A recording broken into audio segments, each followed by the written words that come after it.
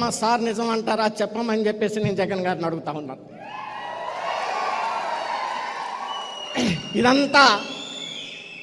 ఇదంతా నేనేమీ వ్యక్తిగతంగా విమర్శించట్లేదు. వీడియో ఎవిడెన్స్ క్లిప్లు ఉన్నాయి.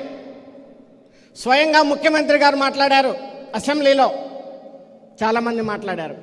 కానీ మరి ఈరోజు ఈ ప్రాంత ప్రజానికం ఏ మొహం పోయి మరి ఓట్లు అడుగుతారో, ఏ రకమైనటువంటి అబద్ధాలు చెప్పాలో మరి ఒక్కసారి ఆత్మ పరిశీలన చేసుకోమని చెప్పేసి గౌరవ ముఖ్యమంత్రి జగన్ సార్ గారికి నేను విన్నవించుకుంటా ఉన్నాను. మరి ఎక్కడ చూసినా 100 కోట్ల రూపాయలు పెట్టి ఈ మధ్య ఒక స్టైల్ సిద్ధం అంట.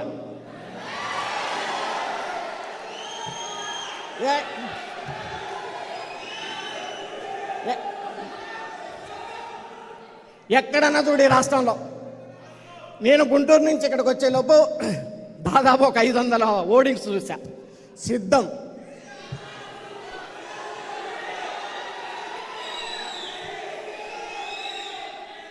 నేను ఏంటి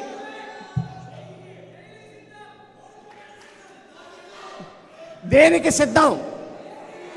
పారిపోవటానికి సిద్ధమా అని చెప్పేసి నేను అడుగుతా ఉన్నా. కానీ ఇక్కడ ఉంది జన సైన్యం, వేటాడతారు అని చెప్పి ఈ సందర్భంగా నేను మనవి చేస్తా ఉన్నాను. ఆ లక్షణం పవన్ కళ్యాణ్ గారి దగ్గర నుంచి జన సైనికులు నేర్చుకున్నారు. అన్యాయాన్ని, అక్రమాన్ని సహించరు.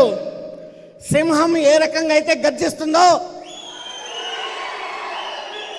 జన సైనికులు కూడా అదే రకంగా గర్జిస్తారని చెప్పేసి ఈ సందర్భంగా నేను మనవి చేస్తాను. ఈ మధ్య ముఖ్యమంత్రి సార్ గారు ఇంకోటి వాడుక భాష ఆయనకి ఏమనంటే, దేవుడు ఉన్నాడు అంటాడు జగన్ గారు. నాకు అర్థం కాదు.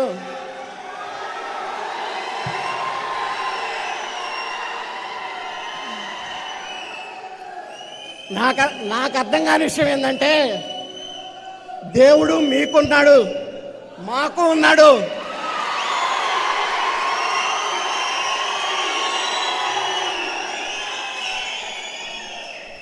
షర్మిలమ్మ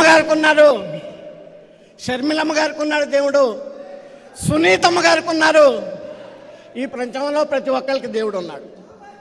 ఆయన మాట్లాడ చూస్తూ ఉంటే నాకు దేవుడు ఉన్నాడు చూసుకుంటాడంటే, అయ్యా జగన్మోహన్ గారు నీకేమన్నా దేవుడు వకాల్తా ఇచ్చాడా అని చెప్పేసి నేను అడుగుతా ఉన్నాను.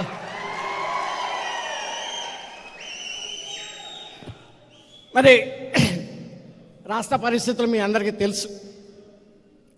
చాలా టైం ఉన్నాయి, ఇంకా పెద్ద పెద్ద విషయాలు చాలా ఉన్నాయి. నేను ఒకటైతే చెప్తున్నా, 2004 నుంచి 2009 వరకు మొత్తం తెలుసు. 2019 నుంచి 24 వరకు నాకు తెలియని విషయాలు ఏమీ లేవు. నేను ఒక డిసిప్లిన్ కలిగినటువంటి పొలిటీషియన్ని. సేమ్ టైం ఈ విషయం నేను పత్రికల ద్వారా ప్రజానికానికి అందరికి కూడా తెలియజేస్తూ ఉన్నాను. అదేవిధంగా మన అందరికీ పెద్దన్నయ్య మెగాస్టార్ చిరంజీవి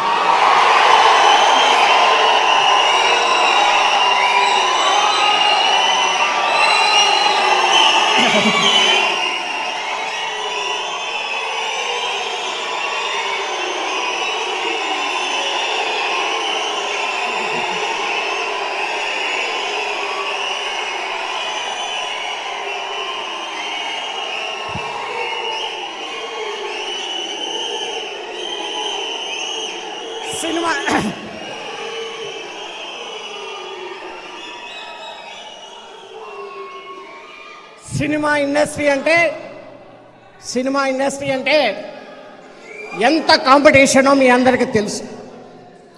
ఒక సాధారణ కుటుంబంలో పుట్టి అంచెలంచెలుగా వెదుగుతూ అనేక